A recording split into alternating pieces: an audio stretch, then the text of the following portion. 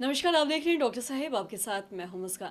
दर्शकों, हम अक्सर ऐसा देखते हैं कि किसी भी त्यौहार में अगर महिला या पुरुष व्रत करते हैं तो वो ये नहीं समझ पाते हैं कि व्रत करने से पहले क्या खाएं या फिर तुरंत व्रत खत्म होने के बाद क्या खाएं। हम अक्सर ऐसा देखते हैं कि तुरंत व्रत खत्म होने के बाद लोग सबसे पहले चाय पी लेते हैं या फिर व्रत शुरू होने से पहले उन्हें समझ नहीं आ पाता कि क्या खाना चाहिए।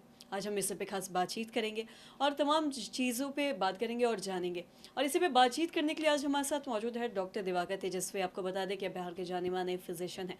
सर नमस्कार, बहुत बहुत स्वागत जी, है बहुत आपका। धन्यवाद मुस्कान जी।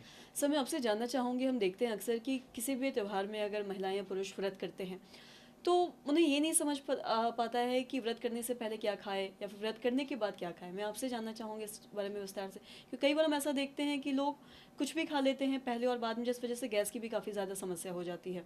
इस बारे में विस्तार से बताएं। जी, देखिए, कभी भी फ़ास्ट करने के पहले, व्रत करने के पहले कुछ खान-पान पर बहुत ध्यान देना बहुत ज़रूरी है। एक दिन पहले जैसे आपको पूरी तरह से रिहाइड्रेट करना अपने को ज़रूरी है, क्योंकि नेक्स्ट डे आपकी फ़ास्टिंग अगर हो रही है तो पानी की कमी, शरीर में लवण की कमी नहीं हो। उसके लिए आप डाब का पानी, नेचुरल पेय पदार्थ जो होते हैं वो, या ओआरएस का घोल भी ले सकते हैं, जिससे कि आपके शरीर में जो इलेक्ट्रोलाइट्स हैं वो भी बनी रहे और पानी की कमी भी ना हो।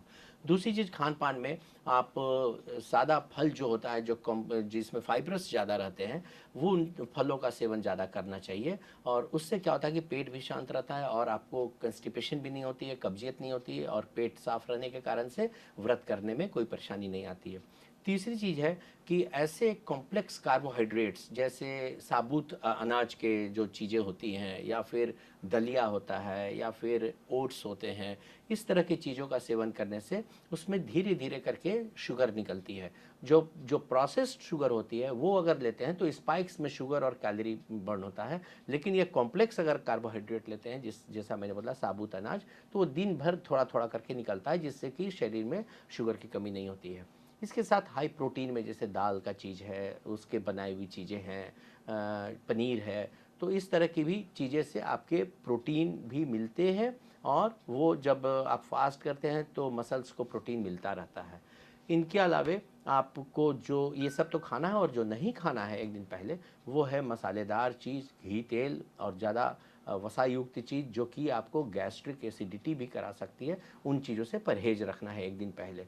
और ये सब चीज़ें अगर आप करते हैं तो इससे आपको नेक्स्ट डे फास्ट में आराम मिलता है। जी। और साथ ही हम ये भी देखते हैं अक्सर कि जैसे ही व्रत खत्म होता है, चाहे किसी भी त्योहार की हम बात करें, तो लोग सबसे पहले कुछ खाते हैं या पीते हैं तो वो है चाय। और कहीं ना कहीं एक बहुत बड़ा कारण भी है गैस बनने का भी। इस बारे में भी कुछ बताना चाहेंगे। जी, व्रत तोड़ने के बाद भी जो खाना शुरू करना है उसमें सबसे पहले तो पानी लेनी चाहिए। सादा पानी से पेट शांत होता है, और जो जो फास्टिंग हुई है उसके कारण से जो टॉक्सिन निकले हैं वो सब भी डाइल्यूट होता है। इसके साथ जो देखा गया है कि हम लोग का प्राकृतिक जो सौंफ का शरबत होता है सौंफ का, उसके बहुत सारे गुण ऐसे होते हैं जो एसिडिटी जो व्रत के समय हुई उसको न्यूट्रलाइज करने में हेल्प करते हैं, साथ ही साथ एनर्जी देते हैं, साथ ही साथ पेट के गट के मोटिलिटी को मेंटेन रखते हैं, और इसके साथ साथ उसकी एंटीऑक्सीडेंट जो प्रॉपर्टी है उस कारण से शरीर के सेल्स को एनर्जी मिलती है। तो सौंफ का जो रस और सौंफ का जो शरबत होता है वो बहुत उपयुक्त पेय है, जो ट्रेडिशनली हम लोग के यहाँ हुआ जा रहा है। उसको भी व्रत के बाद आप ले सकते हैं।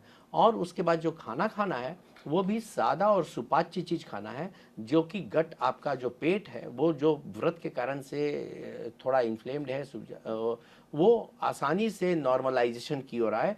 तो शुरू में आप सादा खाना से अपने को व्रत को तोड़ें, और फिर धीरे धीरे करके नॉर्मलाइजेशन की ओर आए। जी। और साथ ही जो भी लोग मरीज़ हैं और वो व्रत रखती हैं, चाहे वो महिला हो या पुरुष हो, जो अक्सर दवाई खाती हैं किसी बीमारी की वजह से, वो लोग क्या करें।